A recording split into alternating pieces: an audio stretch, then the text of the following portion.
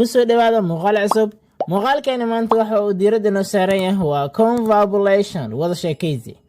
waxaa ku sheekaysan doona laba wiil oo saaxiibo ah. wuxuu leeyahay confabulation waa wada sheekaysi.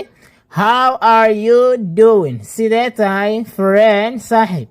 How are you doing? sidee tahay friend, saaxiib? sidee tahay? I am pretty good. aad baan u fiicanahay.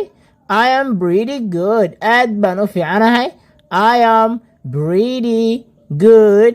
aad baan u fiicanahay anigu. Do you like, ma waxaad jeceshahay adigu reading inaad akhriso novels, sheekooyinka inaad akhriso?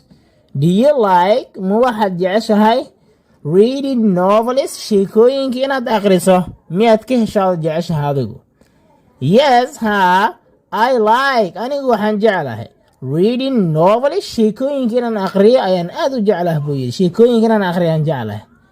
markaasuu wuxuu leeyahay, do you like, ma waxaad jeceshahay adigu reading inaad akhriso fiction stories, sheekooyinka qiyaaliga ah?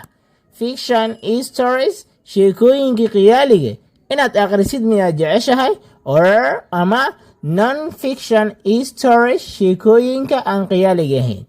non fiction stories, sheekooyinka aan qiyaaliga ahayn miyaad jeceshahay inaad akhriso mise kuwa qiyaaliga ah?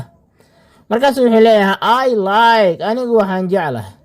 I like, anigu waxaan jeclahay reading inaan akhriyo non fiction stories, sheekooyinka aan qiyaaliga ahayn.